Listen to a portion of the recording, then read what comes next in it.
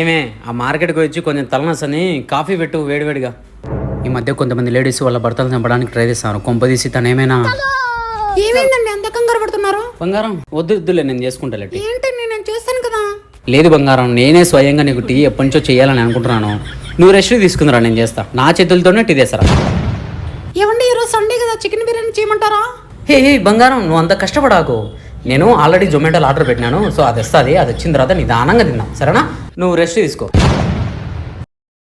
గంట సేపు అవుతుంది. ఎవరితో మాట్లాడుతున్నావు? లేదండి, నా బెస్ట్ ఫ్రెండ్ తో మాట్లాడుతున్నాను. తను నాకు చాలా క్లోజ్ ఫ్రెండ్. ఈ మధ్య ఈ క్లోజ్ ఫ్రెండ్స్ లవర్స్ అవుతున్నారు. వాళ్ళిద్దరు కలిసి మొగుని చంపడానికి ట్రై చేస్తారు. సో ఆ ఛాన్స్ మాత్రం నేను ఇవ్వను. ఆ సెల్ ఇక్కడదే. ఎందుకండి?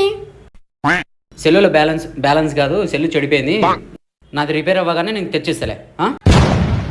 సరే నాకు టైం అయింది. నేను ఫ్రెండ్స్తో పాటు బయటకు పోతున్నాను, చూడు. బాయ్. ఆగండి, మీకు మధ్యాహ్నానికి ఏం చేయమంటారు? లేదు ఫ్రెండ్స్ అంతా బయట తిందామని చెప్పేసి ప్లాన్ వేసుకున్నాము. నేను మధ్యాహ్నం బయట తింటాను. నాకేం వద్దులే, నువ్వు వండుకో. బాయ్. అవును, నేను ఫోన్ మాట్లాడకుండా ఒంటరిగా ఉన్నాను కదా.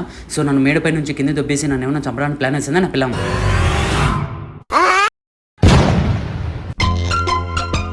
నా పిల్ల నన్ను చంపడానికి ఏదో ట్రై చేశాను. అదేంటో వెంటనే కనుక్కోవాలా. అమ్మా, ఎవర్రా తొక్కేసింది? హలో ఏంటి నా పిల్లం వయసు లెక్కంది? హలో డార్లింగ్, నా మొగుడిని అటు తొక్కేసి కింద పడేలా చేశాను. ఈ పడి చచ్చుంటాడు. నువ్వు తొందరగా వచ్చిన లేకపో. చావు నా దేవుడి నుంచి తప్పించుకోవచ్చు, కానీ పిల్ల నుంచి అసలు తప్పించుకోలేము.